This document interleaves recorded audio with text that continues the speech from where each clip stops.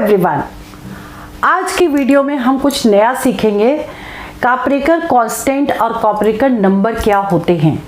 ये बहुत ही important topic है, इसमें से क्वेश्चन एग्जाम में पूछा जाएगा क्योंकि ये बिल्कुल नया है। मतलब काप्रेकर नंबर जो है वो कैसे पहचानोगे कि है या उनके कांस्टेंट क्या होते हैं।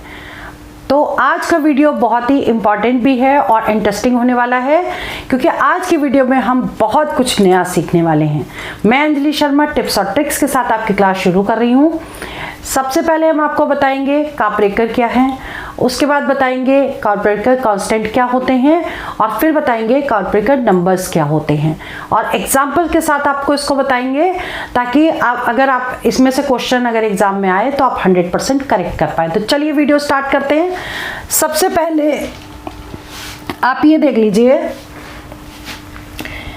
कि काप्रेकर ये क्या चीज़ है। सबसे पहले तो कांस्टेंट तो हम बाद में बताएंगे, सबसे पहले इनको समझिए। ये एक मैथमेटिशियन है यानी गणितज्ञ हैं, भारतीय इंडियन मैथमेटिशियन, ठीक है, भारतीय गणितज्ञ हैं जिनका नाम है D.R. काप्रेकर। ठीक, इनका जो पूरा नाम है D फॉर दत्तात्रेय, R से रामचंद्र और K से काप्रेकर। ठीक है, तो इन्होंने क्या किया, नंबर थ्योरी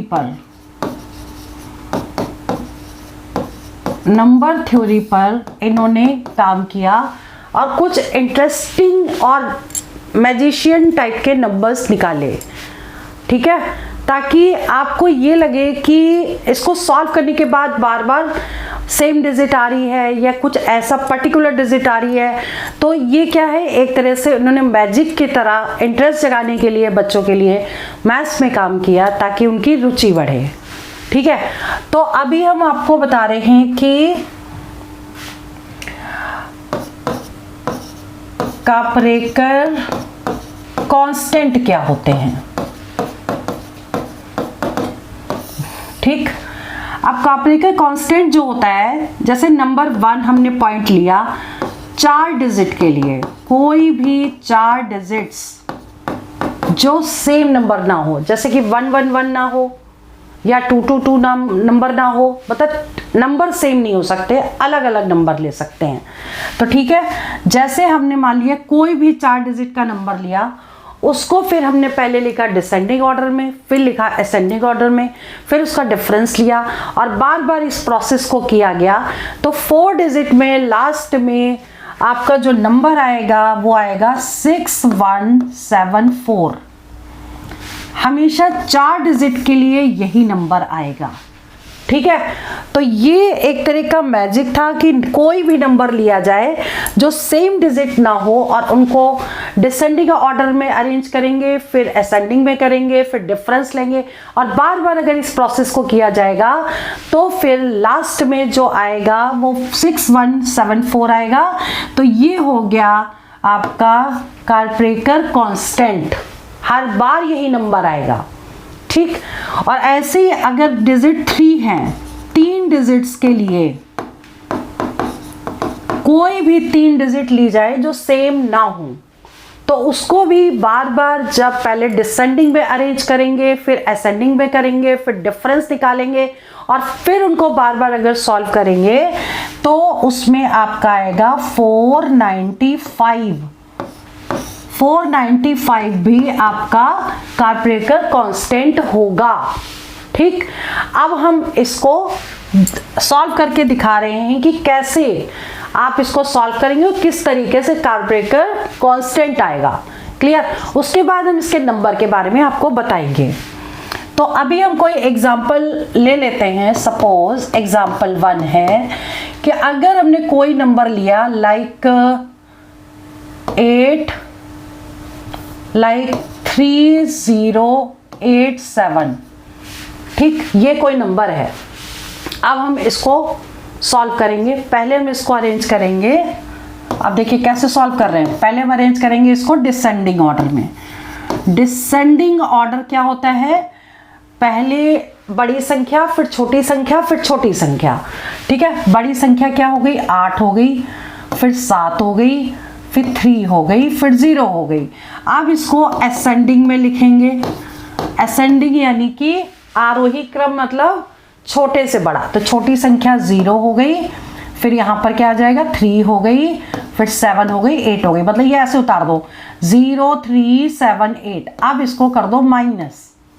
ठीक, जब हम इसको माइनस करेंगे तो ये क्या आएगा आपका, ये आ जाएगा यहाँ पर 2। ठीक, और यहाँ पर आ जाएगा 5, और ये जो डिजिट है वो आपके आ जाएगी, ये कैरी चला गया, बचा 6, फिर आ जाएगी 3, और फिर यहाँ पर आ जाएगा 8। ठीक है, इतना समझ में आ गया। अब ये जो नंबर आया, फिर से इसको डिसेंडिंग ऑर्डर में अरेंज करेंगे। डिसेंडिंग में अरेंज करेंगे, सबसे बड़ी संख्या, उसके बाद छोटी, उसके बाद 3, फिर 2, और फिर से इसको असेंडिंग में अरेंज करेंगे। ठीक, असेंडिंग मतलब छोटी से बड़ी। ये 2 यहाँ, ये 3 यहाँ, ये 5 यहाँ, ये 8 यहाँ। ठीक, फिर से इसको माइनस करेंगे। अब माइनस करके देख लेते हैं। 8 और 4 12 होता है, तो यहाँ पे 4 आ गया। अब ये कैरी चला गया। ठीक है, 5, 12 में से 5 माइनस करेंगे, यहाँ पे आ जाएगा 7। ठीक है, अब ये कैरी यहाँ चला गया, यहाँ बचा 4, 4 में से 3 माइनस करेंगे 1, और इसमें से इसको माइनस करेंगे तो ये आ गया। ठीक, अभी हमने आपको क्या बताया, कोई भी 4 डिजिट, ठीक है, उसको सॉल्व करते जा रहे हैं डिसेंडिंग ऑर्डर में, फिर असेंडिंग ऑर्डर में अरेंज करेंगे, फिर माइनस करते जाएंगे, और लास्ट में क्या बच गया, 6174। ये आ गया। देखिए यही नंबर हमने बताया था यहाँ पे 4 डिजिट में, 6174। तो ये आपका क्या होगा, कार्परेकर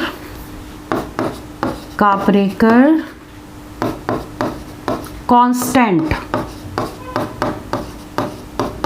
क्योंकि यही नंबर बार बार आ रहा है। क्लियर? इसको दूसरे एग्जाम्पल से भी हम समझ लें। दूसरा एग्जाम्पल देख लीजिए। मान लीजिए हमने यहाँ लिख दिया 7098। अब हम इसको सॉल्व करते हैं। एग्जाम्पल को सॉल्व करें, पहले हम लिख दें इसको डिसेंडिंग ऑर्डर में। तो सबसे बड़ी संख्या, फिर 8, फिर 7, फिर 0। उसके बाद असेंडिंग ऑर्डर में करें तो 0 यहाँ आ जाएगा, 7 ये आ जाएगा, 8 ये आ जाएगा, 9 ये आ जाएगा। मतलब ये डिजिट यहाँ ऐसे हमने इसको अरेंज कर लिया। अब इसको फिर से माइनस करेंगे तो कितना आ जाएगा, ये तो आपका 1 बच गया। ठीक है, तो यहाँ बचा 6 और 8 8 16, यानी कि 8 यहाँ बच गया। ठीक, अब ये इधर कैरी जा चुका था, इसका मतलब ये 7 बचा, 7 माइनस 7 0 हो गया, और यहाँ 9 बच गया। ठीक, फिर से इसको अरेंज करेंगे डिसेंडिंग ऑर्डर में।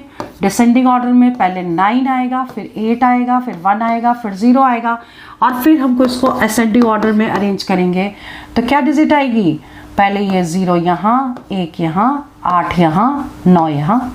फिर से इसको माइनस कर दीजिए। क्लियर?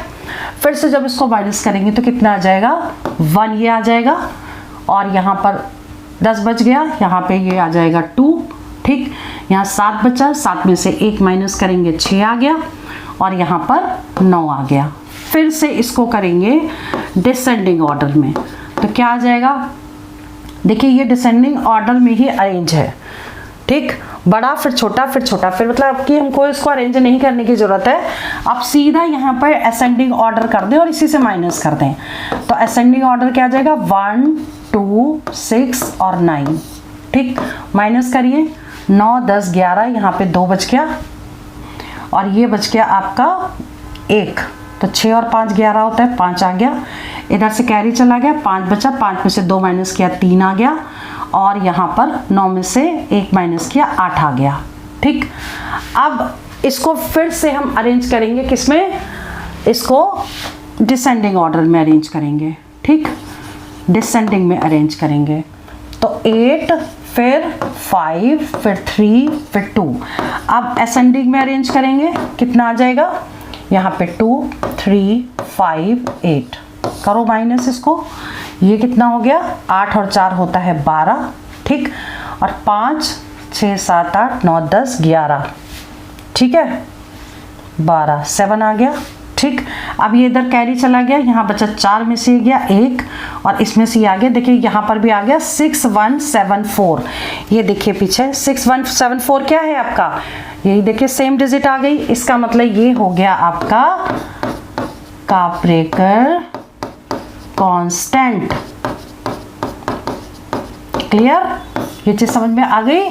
तो आपको अच्छे से क्लियर हो गया कि 4 डिजिट में जो काप्रेकर कांस्टेंट है वो हमेशा ऐसे ही सॉल्व करके आप निकाल सकते हैं। तो 6174 एक कांस्टेंट हो गया 4 डिजिट के लिए। अब बात करते हैं 3 डिजिट्स के लिए। 3 डिजिट्स के लिए जो कांस्टेंट है वो क्या होगा, हमने आपको बताया 3 डिजिट के लिए 495 आएगा। आप कोई भी एग्जाम्पल ले लें जिसमें आपकी 3 डिजिट हो, जो सेम नंबर ना हो, ठीक। तो अगर हमने यहाँ एग्जाम्पल ले लिया, मान लो 504 ले लिया सपोज।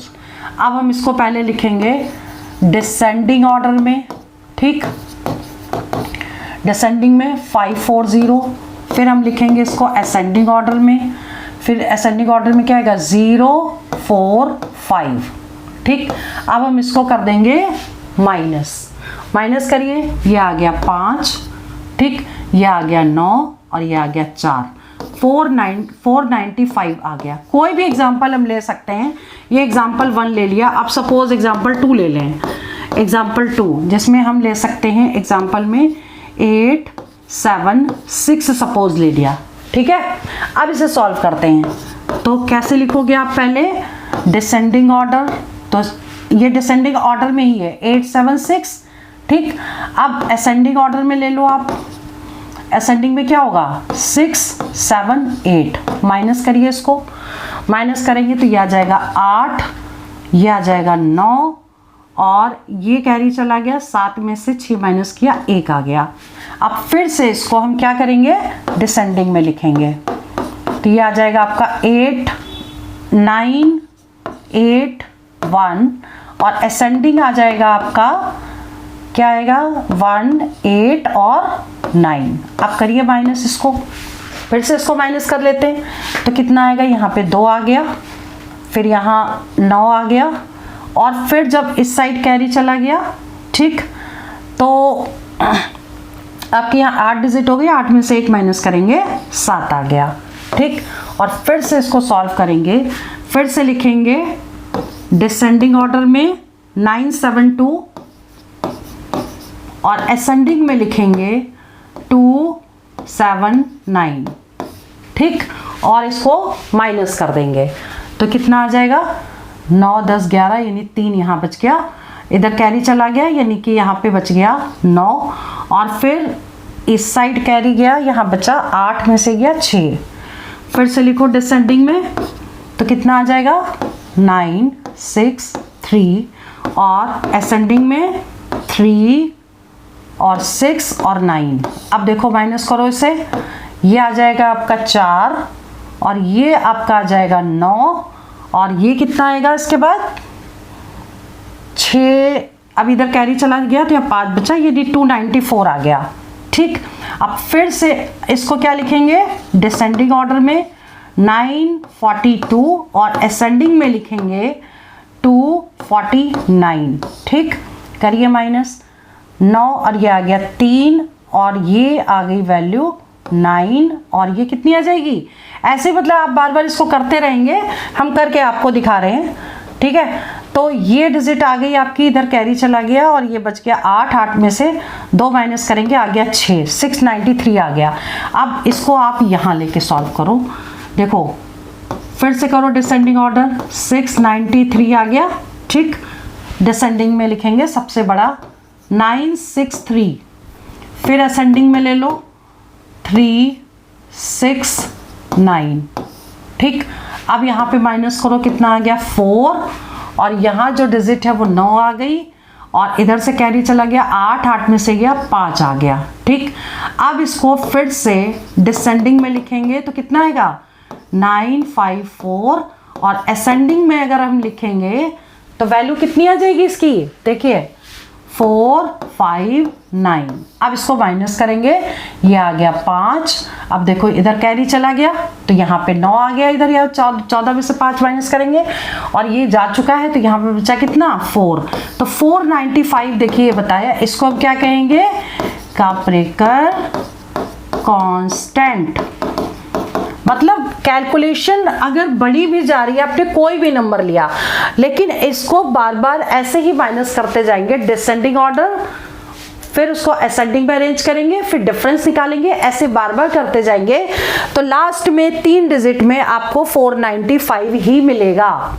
ठीक है, तो ये जो वैल्यूज हैं 4 डिजिट की और 5 डिजिट की, सॉरी 4 डिजिट के लिए और 3 डिजिट के लिए, आप इनको याद कर लीजिएगा। अब बात करते हैं काप्रेकर नंबर्स क्या होते हैं। ठीक है, यहां पे हम लिखते हैं काप्रेकर नंबर्स। काप्रेकर नंबर्स क्या होते हैं पहले ये समझिए। 1 नंबर, ठीक, फिर उसके बाद 9 नंबर, फिर 45 नंबर, 55 नंबर, फिर उसके बाद आपका आ गया 297 नंबर, फिर 703 नंबर, फिर 4 बार 9 नंबर। ये सारे नंबर जो हैं काप्रेकर्स नंबर कहलाते हैं। ठीक है, अब इनकी पहचान क्या है, कैसे पहचानोगे कि ये नंबर हैं, तो आपको एक एग्जाम्पल से समझाते हैं। जैसे हमने ले लिया 45 एक काप्रेकर नंबर है, हम लेकिन कैसे पहचानेंगे कि 45 ही है, तो हम क्या करेंगे 45 का स्क्वायर करेंगे। ठीक, 45 का हमने स्क्वायर कर दिया। अब हमें क्या करना है, इसका स्क्वायर पहले देखो कैसे निकालते हैं। लास्ट में अगर 5 होता है तो 5 के केस में 25 लिखते हैं, इसमें एक जोड़ देते हैं और दोनों को इंटू कर देते हैं, 5 चौक 20, यानी कि 45 का जो स्क्वायर है वो 2025 होगा। ठीक, अब जो स्क्वायर आया है उनको 2 पार्ट में डिवाइड करके प्लस करें तो सेम वैल्यू आएगी, इसका मतलब वो काप्रेकर नंबर हो गया। ठीक है, अब जैसे 20 और 25 को अगर ऐड कर दें तो ये आ गया आपका 45, यानी कि यही नंबर जो है वो काप्रेकर नंबर हो गया। ठीक है, काप्रेकर नंबर ये हो गया, क्योंकि ऐसे ही चेक किया जाएगा। 4 अगर ऑप्शन दिए हैं और पूछा गया कि कौन सा नंबर है, तो उसका स्क्वायर निकालिए, उसको 2 पार्ट में डिवाइड करिए और ऐड करके देखिए, अगर सेम नंबर आ रहा है तभी वो काप्रेकर नंबर होगा, अदरवाइज नहीं होगा। अब ऐसी ही बात कर लेते हैं, जैसे हम करें, ये तो एग्जांपल फर्स्ट ले लिया हमने। अब जैसे दूसरी वैल्यू ले लें 9 काप्रेकर नंबर है कि नहीं, तो हम क्या करेंगे 9 का स्क्वायर ले लेंगे, ये हो जाएगा 81, और 8 + 1 को जब सॉल्व करेंगे तो ये 9 हो गया, इसका मतलब ये भी नंबर काप्रेकर नंबर हो गया। ठीक, इसके बाद है आपका 55। अब देखो 55 नंबर है कि नहीं है, ये हमें चेक करना है। तो आप क्या करोगे 55 का स्क्वायर ले लोगे, तो 5 के केस में हमने क्या बताया, यहाँ तो 25 लिखना है और इसमें एक जोड़ देंगे तो 6 हो जाएगा, 6 × 5 यानी 30 हो गया। 55 का स्क्वायर हो गया 3025। ठीक, अब आप क्या करोगे, इन दोनों को प्लस करके देख लो, 3025 यहाँ पे प्लस कर दो, 30 + 5 यहाँ लिखो, 3025 यानी 30 + 25 यानी कितना हो गया, ये 55। तो यानी कि ये वैल्यू सेम हो गई, इसका मतलब ये काप्रेकर नंबर हो गया। क्लियर। अगला आपको हमने बताया कि 297 का स्क्वायर, पहले 297 एक काप्रेकर नंबर है कि नहीं है। ठीक, तो हमें क्या करना है 297 का स्क्वायर ले लेना है। ठीक है, अब देखो इसका स्क्वायर कैसे निकालोगे, आप इसको लिख सकते हो 300 - 3 का होल स्क्वायर और a स्क्वायर - b स्क्वायर लगा दो। ठीक है, तो देखो a स्क्वायर करेंगे तो 9 के बाद 4 0, b का स्क्वायर प्लस में करेंगे तो ये 9 आ गया, -2ab तो 3 2 जा 6 और 6 3 जा 1800। ठीक, अब इन दोनों को प्लस करिए, 9 0 0 0 3 बार और 9, और इसमें से माइनस करना है 0 0 8 1, माइनस कर दीजिए, इससे ये 9 आ गया, ये 0 आ गया, अब ये 2 आ गया। ठीक है, यहाँ बचा 9, 9 में से गया 8, फिर ये 8 आ गया। ये जो हो गया वो इसका स्क्वायर हो गया। क्लियर? अब आपको क्या करना है, देखना है इसको दो पार्ट में डिवाइड करके 297 हो रहा है कि नहीं। आप देखो 209 में अगर 88 को हम जोड़ दें तो कितना हो जाएगा, 297 हो जाएगा। इसका मतलब ये जो नंबर है वो कापरेकर नंबर हो गया। ठीक है, क्लियर? और देख लेते हैं, चेक कर लेते हैं।